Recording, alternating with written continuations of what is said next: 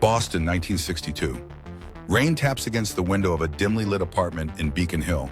The city is calm, unaware of the terror about to unfold. Jane Sullivan, a 55-year-old nurse, locks her door after a long shift. She sighs, slips off her shoes, and hums a hymn. Then, a knock. A polite male voice calls out, "Maintenance, ma'am. Just checking your pipes. There's been a leak in the building."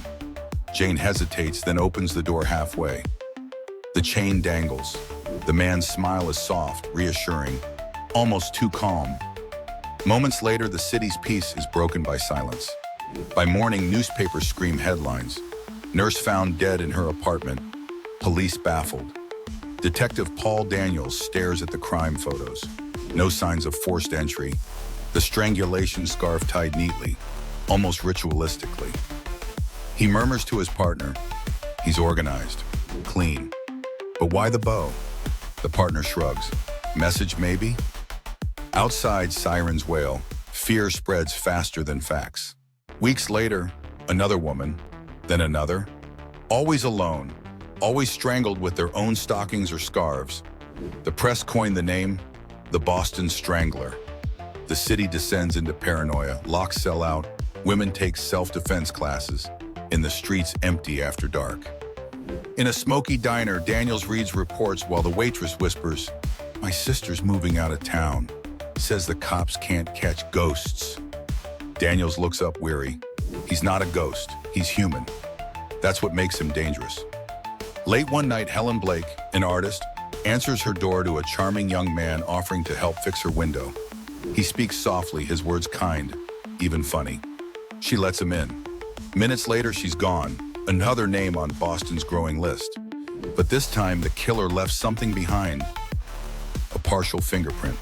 Daniel's eyes light up. Finally, a thread. Months later, police arrest Albert DeSalvo, a handyman with a troubled past. He confesses to all 13 murders, describing each detail with eerie accuracy. Daniels listens through the one-way mirror, arms folded. "Doesn't feel right," he mutters. He's too calm, too proud. Serial killers hide. They don't confess like this. But the city celebrates. The papers hail the police. Boston can finally breathe again.